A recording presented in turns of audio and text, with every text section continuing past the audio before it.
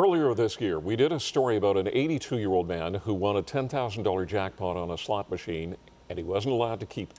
Last fall, Ontario Lottery and Gaming changed the rules, so anyone who is self-excluded from a casino can no longer keep their winnings. Pat Foran has an update on Consumer Alert. Pat. Well, as Rodney and Ken, the change happened last September, but there are many people who go to casinos who don't know about it. A woman who spent thousands playing slot machines was shocked when she won $12,000 and was told she couldn't keep the money.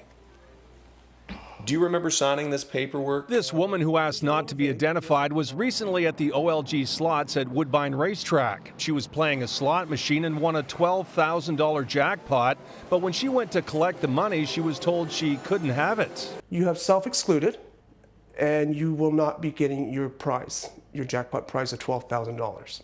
And I was flabbergasted. OLG has a self-exclusion program to help people who may have a gambling problem. She says after losing a lot of money one night, she asked to be self-excluded and checked the box indefinitely. She did sign a self-exclusion form 4 years ago, but she says nowhere on the form does it say if she ever won a jackpot, she wouldn't be able to keep it. I'm devastated. I need that $12,000. I mean, I can't believe that they would do that. I don't understand what grounds they have on doing that based on what I signed. Nowhere does it say we can keep your winnings. Nowhere.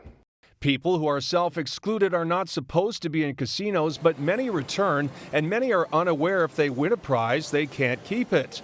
Prizes greater than $10,000 are checked more thoroughly. A spokesperson with OLG told CTV News, people who are self-excluded need to know that prizes will not be awarded if they are detected at a gaming facility.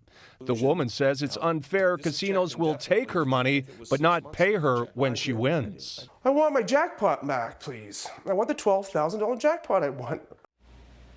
OLG says holding back prizes is one way to deter problem gamblers. If someone wants to return to gambling, there is a process to go through. People who are self-excluded can play the lottery and keep a prize if they win. On your side, I'm Pat Foran.